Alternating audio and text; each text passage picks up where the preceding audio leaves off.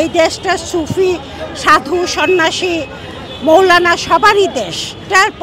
একটার পর একটা মাজার ভাঙা হলো। আজ পর্যন্ত আপনি কি দেখেছেন একটা মাজার ভাঙার কোনো বিচার হয়েছে? আমি বেসিক্যালি একটা রাজনৈতিক দলের সাথে জড়িত আছি এবং একটা সংস্কৃতিকে যেহেতু ভালোবাসি অনেক বেশি, এবং সেই জন্যে এই জিনিসটা আসলে আমাকে অনেক বেশি কষ্ট দিয়েছে এই কারণে যে দেখেন, এই দেশটা কিন্তু আউল বাউলের দেশ। এই দেশটা সুফি সাধু সন্ন্যাসী মৌলানা সবারই দেশ, এবং ছোটবেলা থেকে আমরা তাই দেখে এসেছি। আমরা বিভিন্নভাবে এই ঘরানার ভিতর দিয়েই আমরা বড় হয়েছি। আমরা যখন ছোট ছিলাম তখন কিন্তু আমরা এই জিনিসটা দেখিনি যে এই বাউলদের উপরে, বাউলদের উপরে সবসময় এক ধরনের আঘাত এসেছে, কিন্তু এখন যেই হারে মব আকারে শুরু হয়েছে, এতটা বিস্তৃতি কিন্তু এটা কখনোই ছিল না। এখন আমি এটাকে এইভাবেই দেখতে চাই। দেখুন, আমরা 5ই আগস্টের পরে আমরা ধারণা করেছি, বা আমরা যারা রাস্তায় ছিলাম, আমরা একটা অন্যরকম রাষ্ট্রের, অন্যরকম দেশের, অন্য রকমের সমাজের চিন্তায় ছিলাম, যেখানে ইনক্লুসিভ ছিল। হিন্দু মুসলিম বৌদ্ধ খ্রিস্টান আউল বাউল যারাই আছেন, আমরা সবাই মিলেমিশে থাকব। কিন্তু দেখা যাচ্ছে উল্টো। এই যে 5ই আগস্টের পরে এতগুলো মাজার ভাঙা হলো, একটার পর একটা মাজার ভাঙা হলো। আজ পর্যন্ত আপনি কি দেখেছেন একটা মাজার ভাঙার কোনো বিচার হয়েছে? হয়নি। কিন্তু যদি এটা হতো তাহলে কিন্তু আজকে এই অবস্থাটাতে এসে পৌঁছতো না।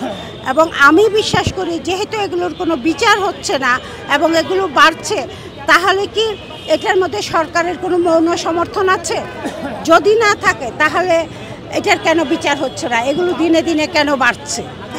সুতরাং আমি সরকারকে বলবো যে অবিলম্বে এই জিনিসগুলো যেন থামায়, কারণ বাংলাদেশের মানুষ কিন্তু আসলে মূলত সেকুলার মানুষ।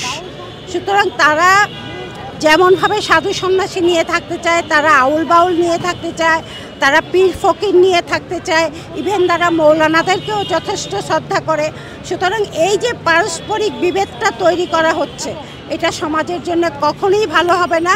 এটা দ্রুত বন্ধ করা উচিত। আমাদের দেশের যে কালচার, এর ধারক বাহক কিন্তু বাউলরা। বাউলদের মাধ্যমে আমাদের এই সংস্কৃতিগুলো মানুষের কাছে পৌঁছায়, মানুষ তাদের গান শোনে, তারা সেই সংস্কৃতিগুলো চর্চা করে, এর সাথে বিভিন্ন ধর্মীয় কিচ্ছা কাহিনীগুলো যুক্ত করে মানুষের সামনে উপস্থাপনা করে।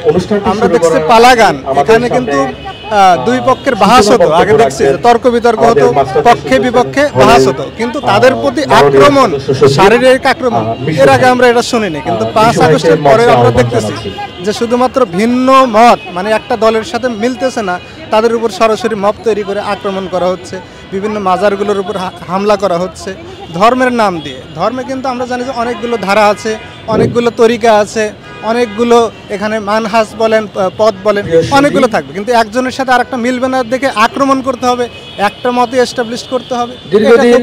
ফ্যাসিবাদী আচরণ। বাউলরা এখানে নিরীহ মানুষ, তারা কারো উপর আক্রমণ কখনোই করে না। তাদের কথার সাথে আমি দ্বিমত করতে পারি, কিন্তু তাদের প্রতি আক্রমণ, এটা আমাদের দেশের সংস্কৃতির উপর আক্রমণ আমি মনে করি।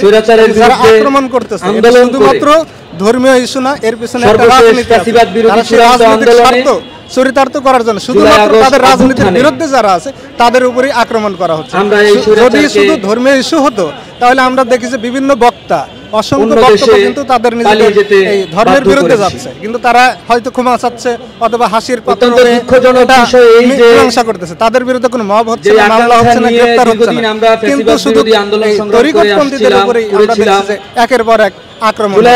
এর পিছনে সরকারের নীরবতা যেমন দায়ী, সরকারের আইন শৃঙ্খলা বাহিনী এই দুর্বলতা সরকারের প্রতি আমাদের আহ্বান থাকবে যে এখানে বিভিন্ন মত থাকবে, সকল মতকে শ্রদ্ধা জানিয়ে মানুষ যেন নীরবে থাকতে পারে, তাদের মত প্রকাশ করতে পারে। সেই মত আমার বিরুদ্ধে গেল যেন সেই মত প্রকাশের সুযোগটা থাকে, এই অধিকার সরকার নিশ্চিত করতে হবে। এই সংস্কৃতিটা আমরা রক্ষা করতে চাই।